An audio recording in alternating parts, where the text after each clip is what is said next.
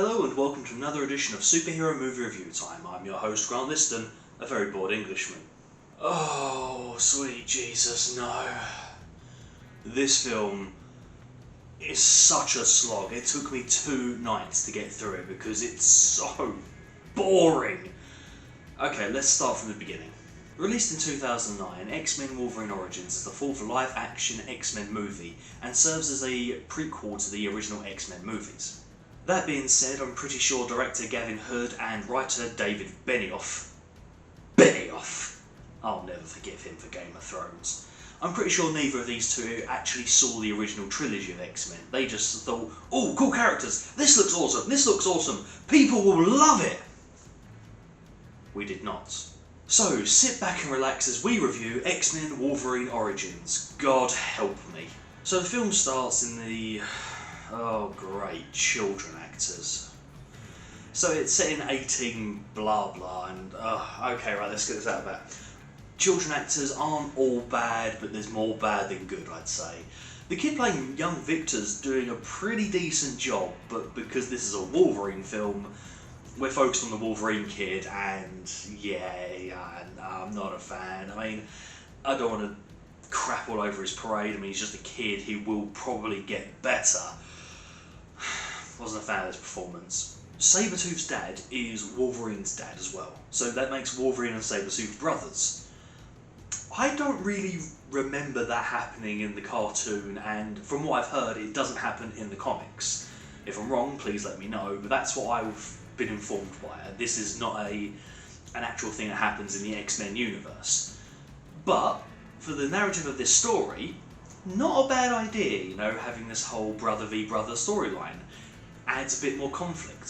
So after young James kills his father, Victor catches up to him and says we need to stick together, and they run off together. This brings us to the opening credits, and I forgot how good these opening credits are. Look, as you can see here, Logan and Sabretooth, they're fighting side by side through all these different wars, and it's like a great use of passage of time being spent. Like, it's a great montage. I'm not usually a fan of montage because I get that song from South Park in my head. Everybody needs a montage. And I can't take it seriously, but this one, it's gripping. The music's dynamic. The action is very, very well paced, and it's very, very. The what's the right word for it? The visual representation is almost spot on, and it got me like, damn, this is pretty cool. Like, I actually forgot how good these credits were.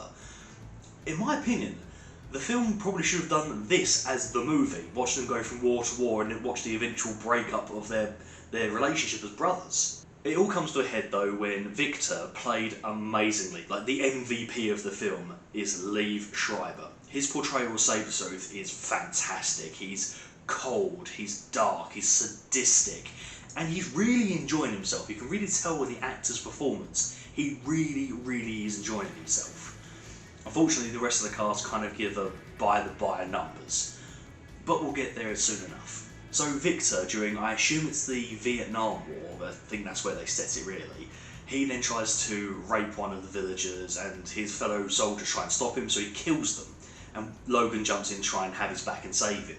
This results in the pair of them being executed, but because they're both immortal effectively, they just wake up afterwards like nothing happened. They are then recruited by William Stryker, one of my all-time favourite characters from the film X-Men 2, X2 X-Men United. Why couldn't it just be X-Men 2?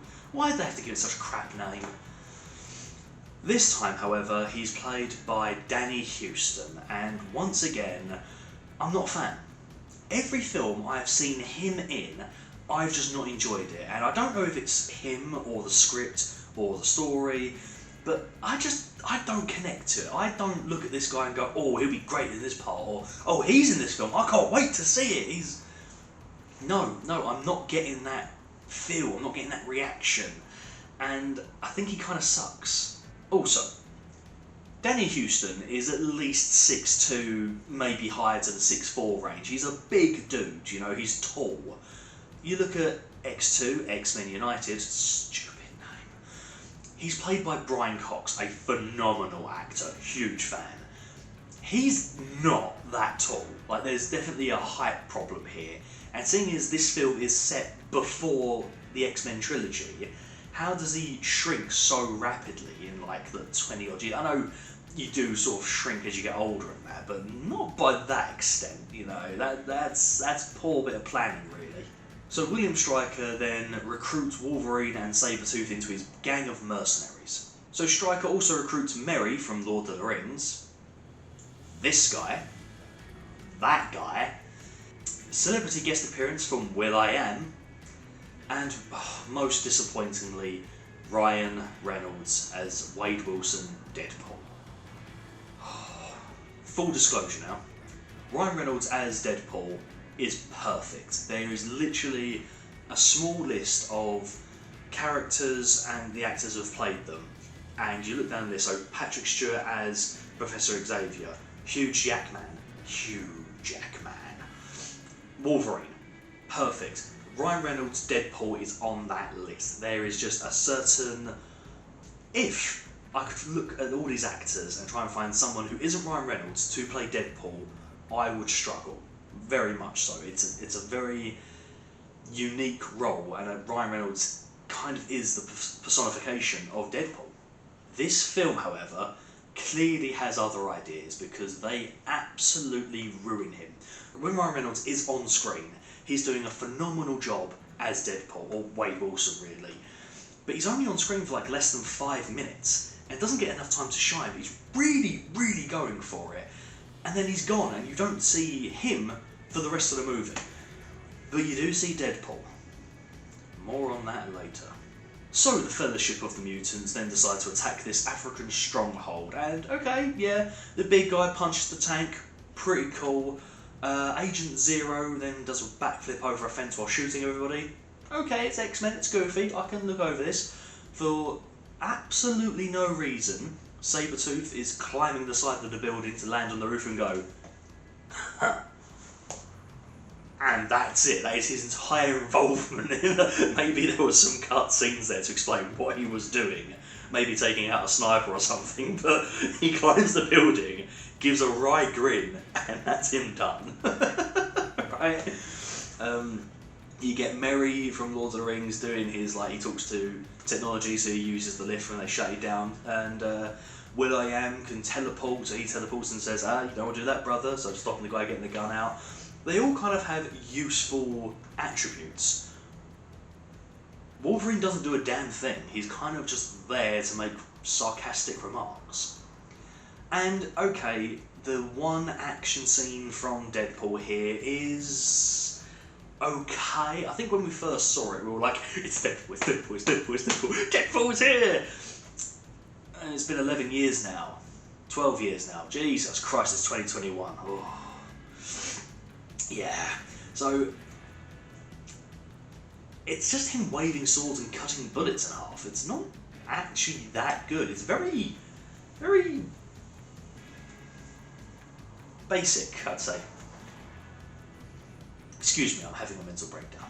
It turns out Stryker's after this mineral that has been found in Africa, and they end up in this small village. And because the villagers won't say where they found this mineral from, Stryker orders Victor to start massacring, and then all the mutants start killing all these villagers, completely massacre this entire village. Wolverine then finally decides to stop, Sabretooth killing one villager instead of the 6 he butchers beforehand, and says, "We didn't sign up for this, I'm out, are you coming with?" And Victor's like, "No, I'm not going," and it's, "Ah!" And I'm like, oh, professional wrestling put on better promos than this crap. Like, this is really, like, crap. It's just, I've got no investment here whatsoever.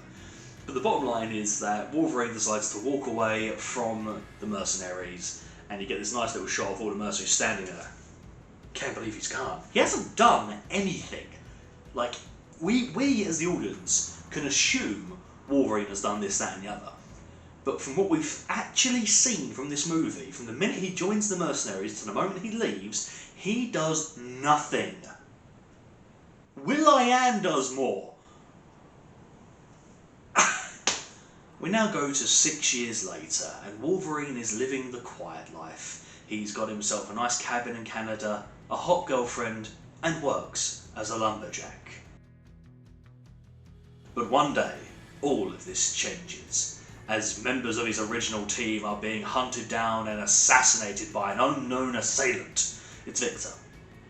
Of course it's Victor. This film has just no subtlety. We first see Victor track down Merry from Lord of the Rings. Hang on a minute. This guy's power is that he can manipulate and talk to technology. And he's working in a carnival, ripping off yuppies. Someone tell him to rob an ATM and live the rockstar lifestyle, because the things you can do... Okay, right. If anyone ever saw the TV series Heroes, only ever watch the first season if you haven't, but the first season of Heroes is magnificent. And there's a kid who's got the exact same powers, I think, as this guy. And what he does is, he uses one voting machine to rig the entire election. Right? Makes it a landslide victory. I've just realised I could possibly be starting off some Trump supporters. It's fiction. It didn't happen in real life. But in the series, it does happen. So why can't this guy manipulate the voting system? Manipulate Wall Street? Could be living the high life. But no, he's living in a crappy caravan. I'm kind of glad Victor kills him, stupid hobbit. So then, Wolverine smells Victor one day, and he runs away from his job. And it doesn't really give you a proper distance of a map. They don't really tell you where he is in correlation to where his girlfriend is, because Victor tracks down and kills Wolverine's girlfriend. Moving on. So a grief-stricken Wolverine tracks down Victor to the nearest tavern, and they proceed to have a really meh fight scene. I mean, yeah, it's like fast-paced and there's some interesting moments that happen. However, it's a little bit too CGI heavy, and 2009 CGI kind of didn't work as good as it does now. That being said, it was the same year as Avatar came out. They didn't care enough to put the effort in, so why should I have the care enough to pay attention, is what I think I'm saying here. Also, there's a lot of shaky cam and way too many cuts. It's almost Catwoman level style of editing. It's a bit of a mess, and I find myself losing interest and my focus started to slip during this fight because I was a bit like... Okay, the fight does end on a pretty badass note when Victor stamps on Wolverine's claws, because he's got bone claws in this film and they snap off. I'm like, oh, yeah, broken bone thing there. That looked like it could have bloody hurt. I'll give credit where credit's due, even in a bad movie. Okay, now we get the main attraction. We get this legendary scene where Wolverine has adamantium moulded to his skeleton, and it's kind of coming at the end of Act 1 of this film. You know, it's kind of coming in a weird moment. I would have thought it would come at the end of the movie, because they do the procedure, and okay, this is a prequel, okay? This is coming before the original trilogy. You look at, you know, the facility they use, you know, on Alkali Lake. You know, they use this lab. And I'm stuttering because I'm getting angry at this film again, and I really, really shouldn't. But this film annoys me, because you look at the X-Men 2, X-United, stupid name, and the whole room is dirty, it's grimy, it's like a stone basin, it's green, it's really green. Here, it's way too flashy and high-tech. It's like, yeah, look how shiny this shit is. And I'm like, this isn't a nightmare-fueled chamber. This is, you know, if I want good healthcare, I go here. This is gorgeous in a way too shiny way. It's almost, it's gorgeous at first glance, but the longer you stare at it, the longer you go, no, I don't like that, no. Also, I was under the impression, and feel free to tell me if I'm wrong, but I was under the impression that this procedure, melding the adamantium into his skeleton, the pain he went through and all that trauma to do this, basically shut his brain down and cut it all off from his memories, and that's why he wakes up with amnesia. That's what I thought, which is why I thought, well, surely this scene should be at the end of the movie. What are they going to do now? They set up this whole revenge plotline, and he's not going to know who he is. But no, he just wakes up, and he's normal. Okay, they do say, okay, erase his memory now, and then he wakes up and... No. I'm uncomfortable with this movie now. So yeah, I genuinely thought this procedure would wipe his memory. But it doesn't. So it doesn't work for me now. I kind of feel a bit disinterested. I've got to the point that I wanted to get to, and they've kind of shown their hand too early. So Wolverine then escapes the facility and goes to stay with Jonathan and Martha Kent on their farm. This is where he goes to examine his new claws. And this is the fakest CGI bullshit I've ever seen. Like, they've done 3 movies with him with actual prop claws, you know, fighting away, looking amazing. And suddenly the effects department decided, we don't have the budget for Wolverine claws, yeah. Why are you making a Wolverine movie? You've got me so angry I can barely speak properly.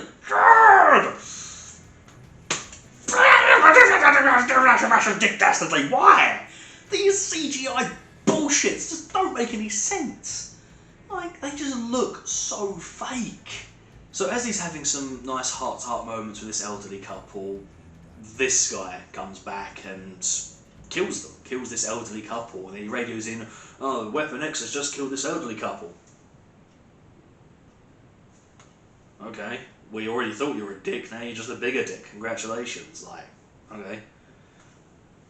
I think that's kind of like a, they wanted him to be a dick, but they needed to explain why he's a dick, but he could have just been a dick. We see what he did beforehand, we don't like him anyway. And then we get this ridiculous chase scene involving a motorcycle and a helicopter, and it's like an 8-year-old has played with his action men, and his dad just happened to be the director of this film, and he was like, this could work. I'm liking what I see here, kid. You got a future in Hollywood. No, it's way too zany and over the top. So Wolverine then takes down this helicopter, slicing off the blades, and okay, back then I probably thought, yeah, it's pretty cool, but this film just makes me so angry, so I don't like it anymore. And the helicopter crashes down, and Wolverine decides to kill this guy with the most badass macho moment ever by walking away from explosion. Yeah. God, this film is really stupid at times. Okay, one last thing about Agent Zero, this guy. What are his powers? So you look at the group. So Wolverine has got, you know, regenerative powers and claws. You know, Sabretooth regenerative powers and claws. Will.i.am can teleport. You know, Wade Wilson's, I think they just say he's like the perfect soldier. He's a killing machine. So he's got quick reflexes, I guess. What does Zero do? So we first see him and he shoots, like, every bullet counts sort of thing. He kills everyone he needs to shoot. He then runs and does like a backflip over a fence.